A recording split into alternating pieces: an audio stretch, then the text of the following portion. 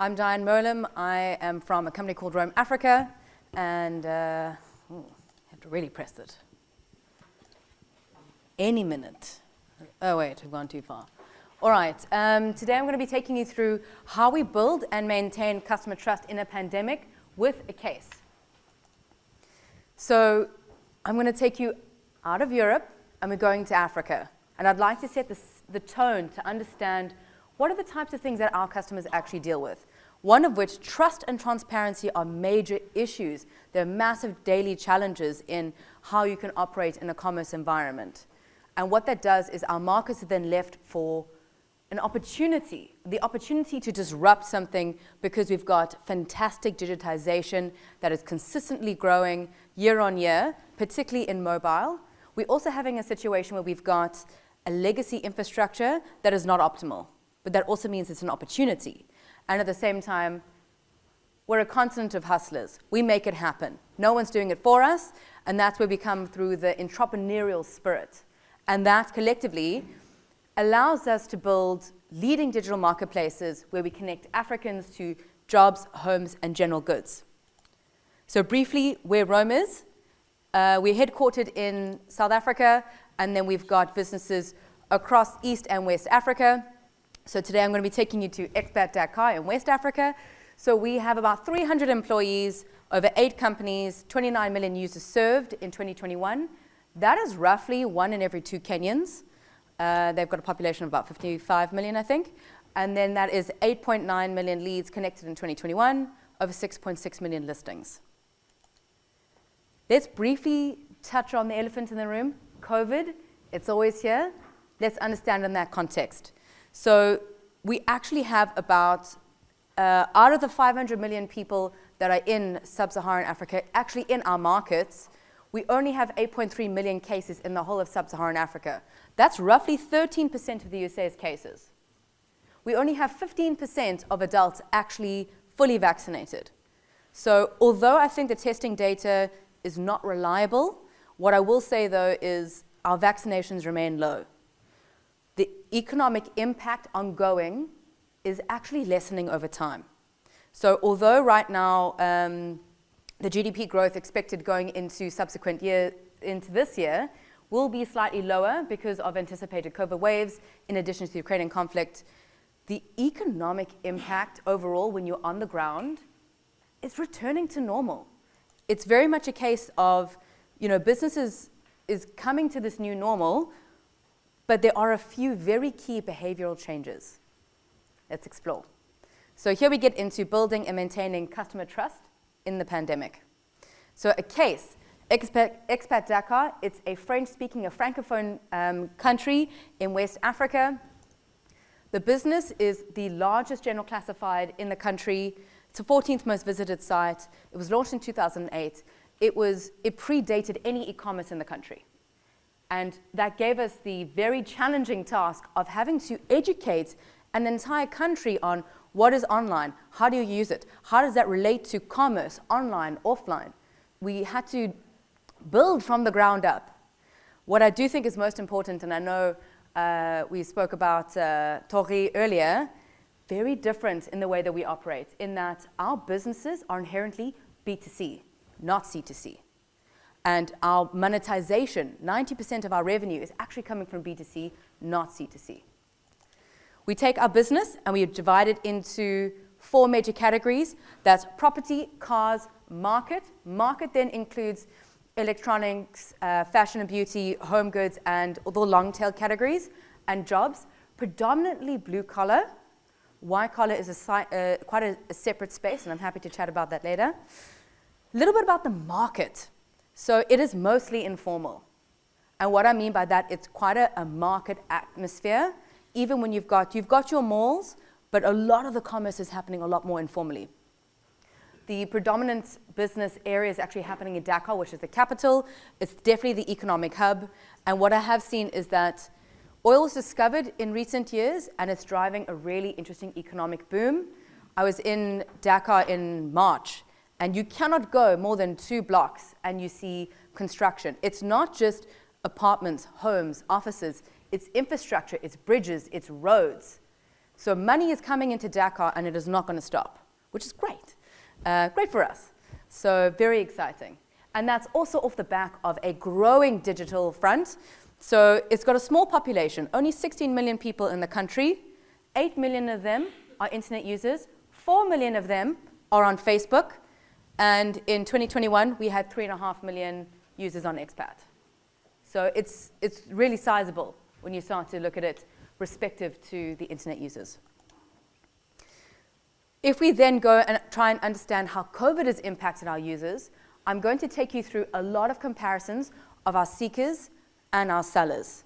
So starting with our sellers, a lot of the changes we noticed in the behavior comes that they're asking for more value. What is my return on the money that I'm giving you? Is it informal business language? Not always, but it's that understanding of, what are you doing for me? What is my currency? What am I getting from you? We also saw that online proved itself as a reliable way to gain traction and leads in business during the pandemic. And because of that, as your marketers started to introduce different types of marketing options, online still remains a much bigger part than it ever did before. Further to that, they're starting to ask for partnerships. So here we get the opportunity to start leading industry insight. Give me data. What are people looking for? How does that work? How is that changing over time? They're also looking at, how do I get longer partnerships? We've had more annual deals now than ever before because they're committing to the long term. And then, interestingly, they're telling us what they want, sometimes quite forcefully, but they're telling us what they want, which is great because that means that they're more product-driven. This is what I need. This is what I want for my business. This is how you can give me value.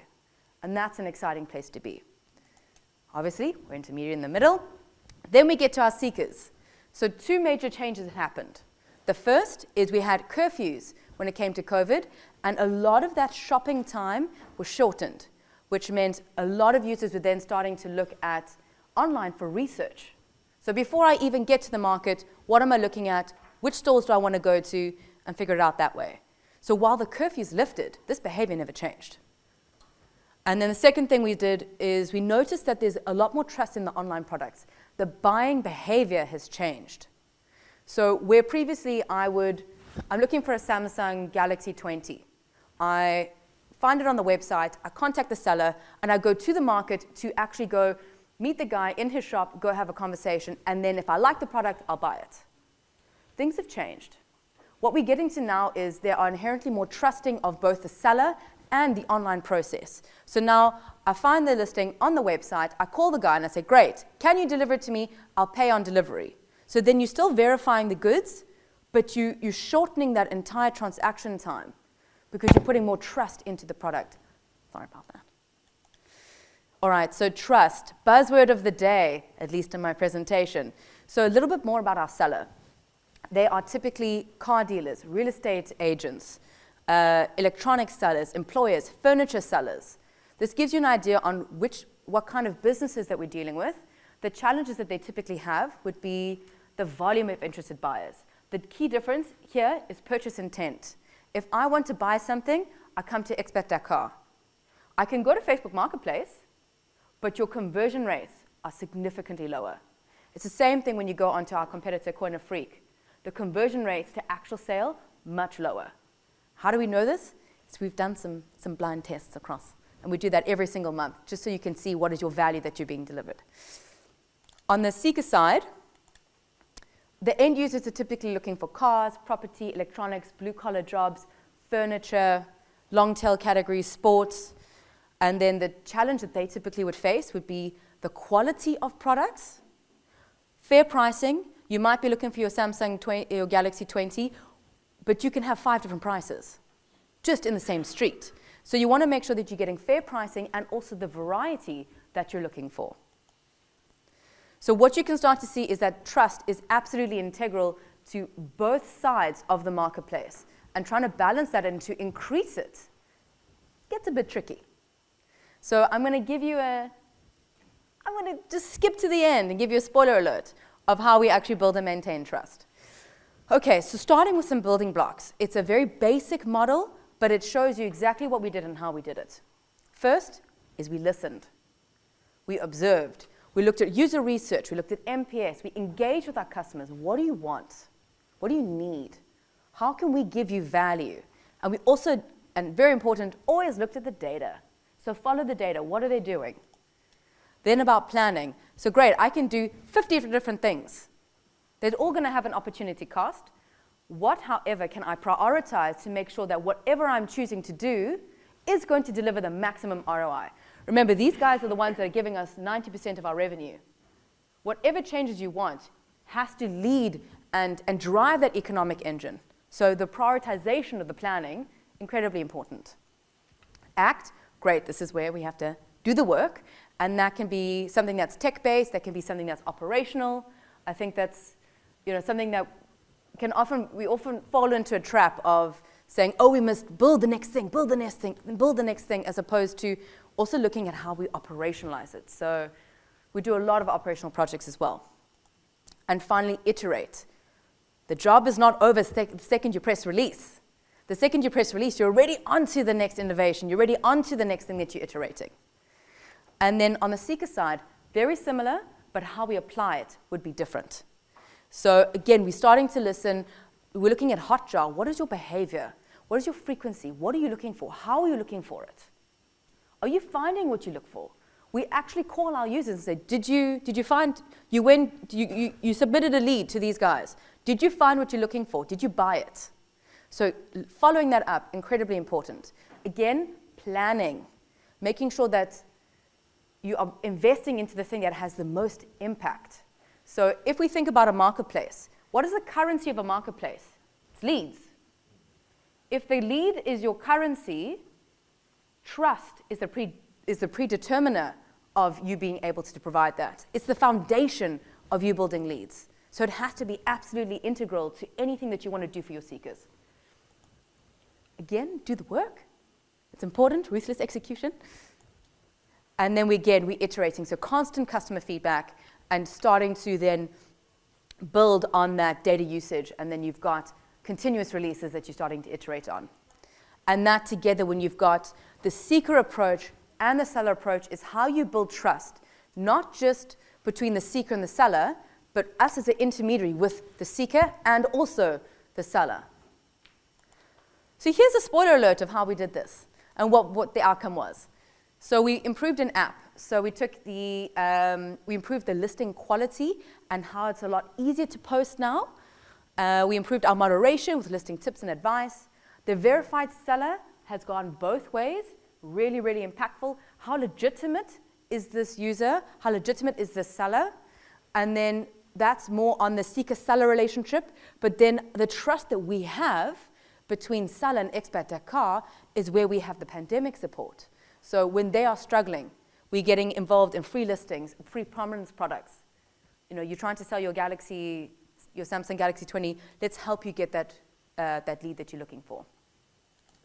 And then on the seeker side, we looked at two major aspects. The first of which is improving the seller quality. So again, improving that moderation, making sure there's verified seller badges. And the moderation comes in twofold. One is mostly automated, but there's also a guy who sits and goes through them routinely to check, to engage, because you want that human touch. Businesses built in Africa on the handshake. Having that face-to-face is still incredibly important. We also improved our chat platform, which I'll get into a little bit later. Also improved our search, so updating Elasticsearch. If I'm looking for Samsung Galaxy, I'm going to see all the other Samsung business products that are going to come up on our platform.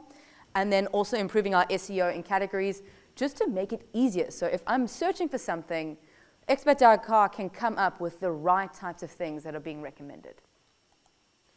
So let's go a little bit deeper into our seller. We faced a challenge.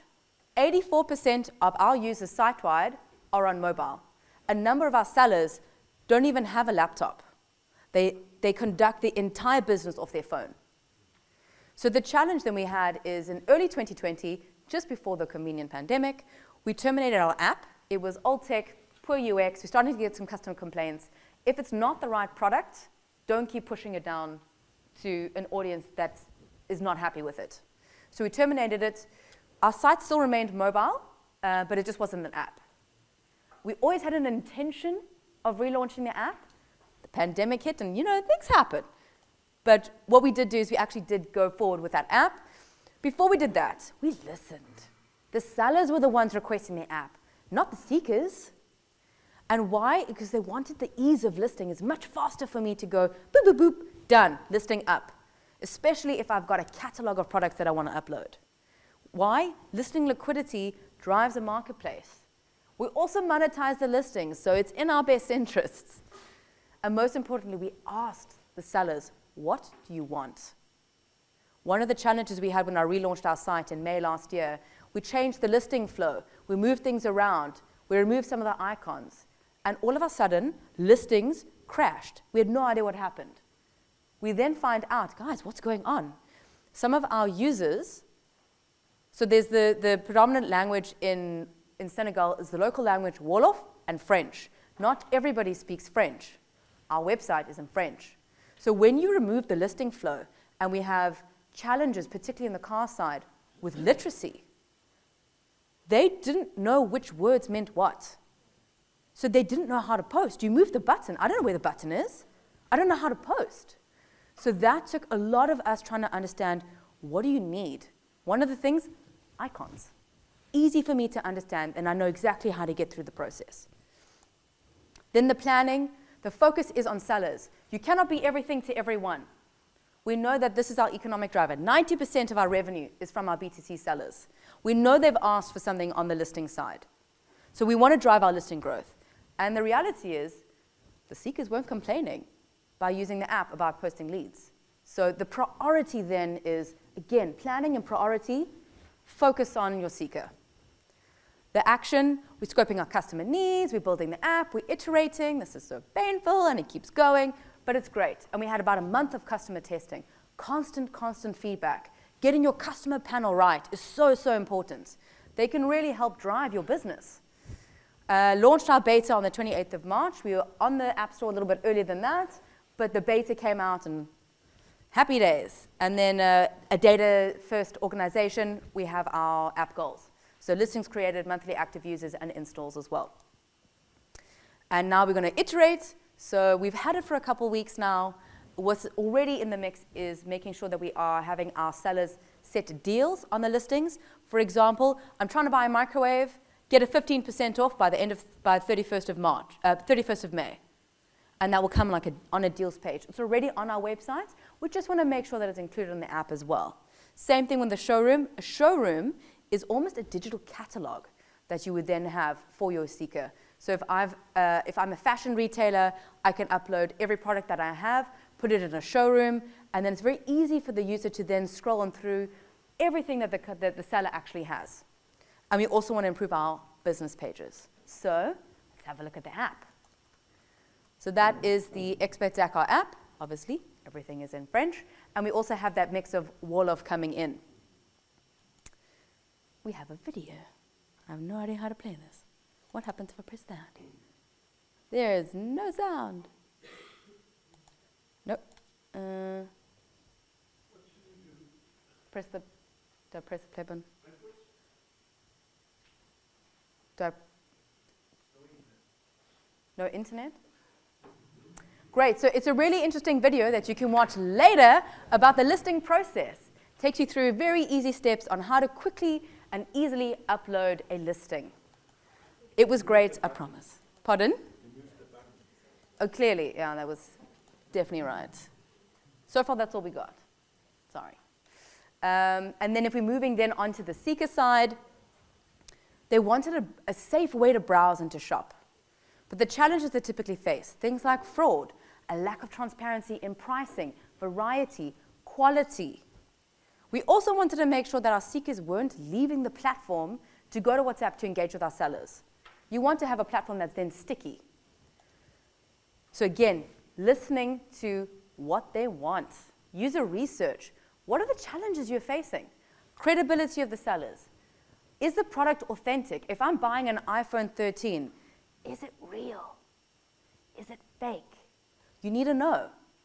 There's always going to be an element that is uncertain, and then also making sure there's easy communication with your different types of sellers.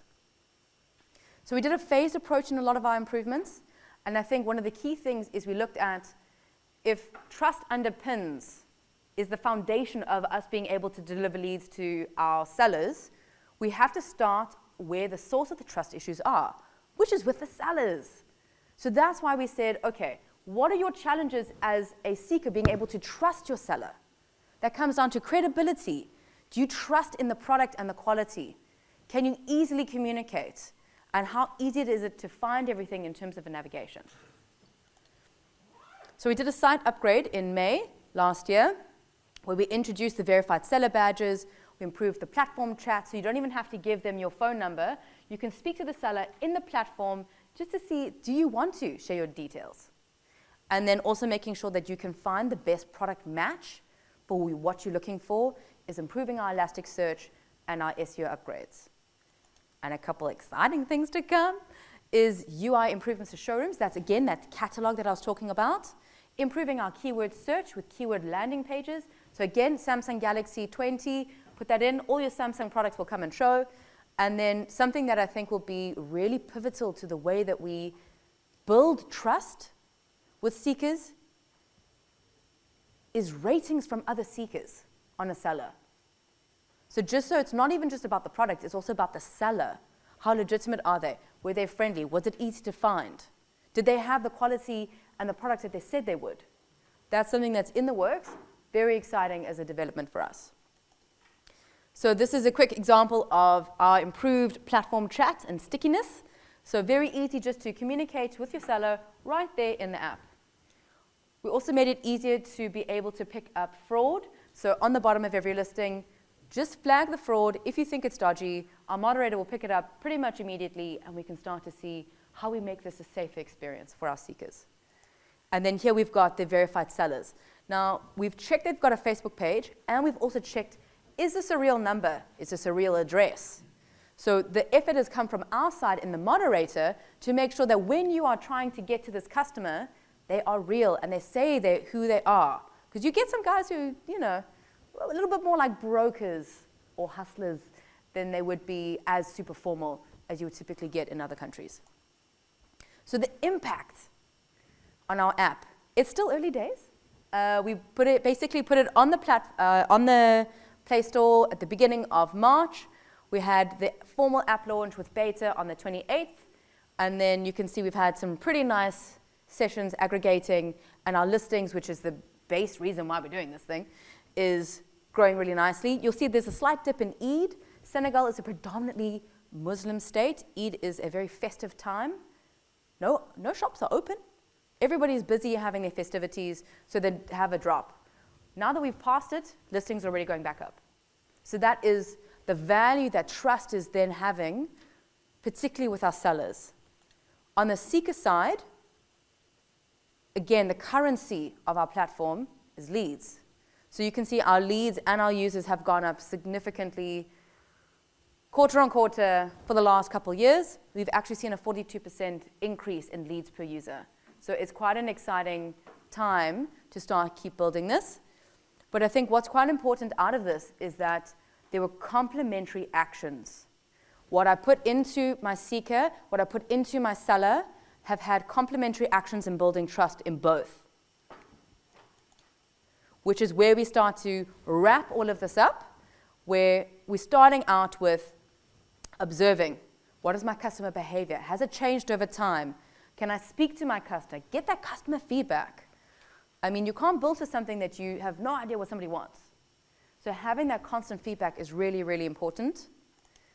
And I think one of also the key things is customization. So there's an issue in trust for both the seeker and seller. Your approach is different, but it impacts both halves of your marketplace. So being able to get both of those is incredibly important. So your changes can complement trust in your seekers and sellers. And lastly, it helps to follow a process. So listen, plan and prioritize, act, iterate. And if you follow these 3 items on a continuous iterative basis, it will help you build your trust in your seekers and sellers. Thank you very much. I'm Diane Moalem from Rome, Africa.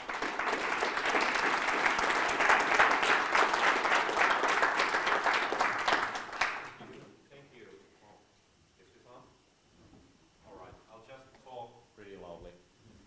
One question, did you... All right, now it works. One question from me already. You said you were focusing on the seller in the app. Is it also for the seekers still? Absolutely. All right, and what is your kind of target? Will you want all the seekers to go there as well, or is it like 50-50 over the longer time, web versus app? Look, I think it's the predominant focus is definitely on sellers for the app. Yeah. It's about that experience, and we're trying to invest in enriching the seller experience. The seekers, they are already downloading the app because we have far exceeded all of our seller numbers in Senegal. So you know the sellers are downloading, the seekers are downloading it as well. And we are trying to make sure that it's easy for both, but if we're investing our time and I think opportunity cost, where the attention is going is definitely, the bulk of it is sitting with our sellers. Thanks. Any other hands rising up? Questions? Yep, there.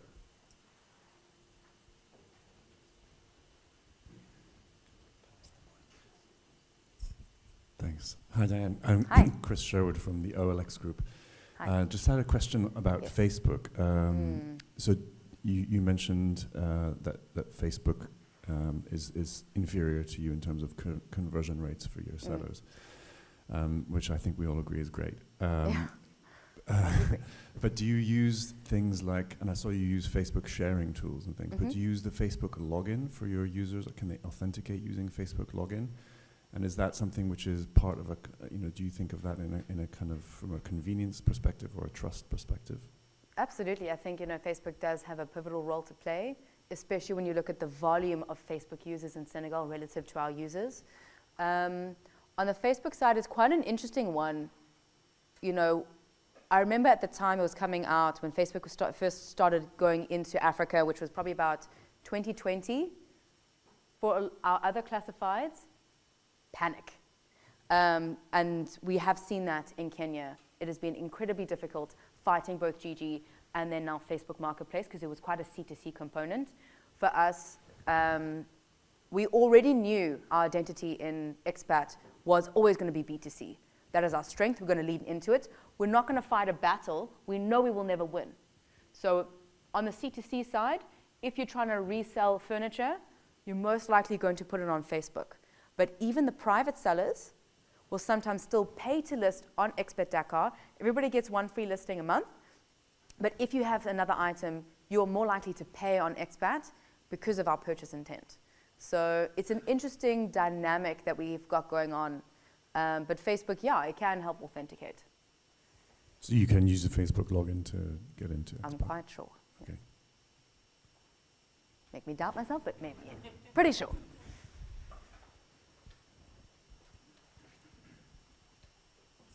Thanks, Diane. Javier from Signify. You've shown us an example of Senegal, but you show all these other countries. Are you rolling out this example in the other markets? That's one question. And the other very quick one, you mentioned you try to avoid fraud and try to tell people if it's a true or forged iPhone 13. How do you verify those things? Okay, great. So two questions. The first one was on the rollout of these types of initiatives for other businesses. So we only have, our general classifieds are on the same tech stack. So a lot of the changes you make in one reverberate in the others. So improvements we might make in Expat will also then start to bear fruit in Pigiyami. So that's on the horizontal stack. Our other businesses are in jobs, and it's a completely different model. And there you can see, for example, it's almost 50-50% in terms of mobile and desktop. So you have to then balance. You've got less focus on the app and a higher focus then on desktop and mobile. So it is a slightly different game depending on which business you're looking at and in which country. So it's a lot of factors at play. And your second question was? How do you verify that the iPhone is not a false one? So it's a difficult one to do. It depends on how it's working. If, for example, we've got quite a big sales team. I think it's over 24 at this point in time. And we've got our guys in the field all the time. We're also employing scouts at the moment. So when we do our KYC to bring on a seller, depending on kind of what package you want, that is where some of the verification happens. So you know that there's a salesperson in the store with this guy, and they can start to see what is most likely going to be fraud. If there is fraud, and it's on our how platform. about private users? You don't allow private users to sell merchandise? We do, and I think that's where some of our moderation comes in. But if, for example, you are an electronic seller and you're pushing fraudulent merchandise, the seekers are going to tell us. They do not hold back, which is great. So they can actually go ahead and very easily then report the listing. It comes to our moderator, and then we can try nip it in the bud as soon as possible. We've even banned certain sellers from being on our platform because we've picked up fraud. Mm-hmm. And you give prices, or you recognize these users that are spotting the fraud? You give them some sort of like a policing benefit? Yes, we would typically contact the seller if there's been some suspect, just so we can verify it as opposed to just blocking outright. So that, again, it comes into a lot of the depth of the moderation. Thank you. Excellent discussion.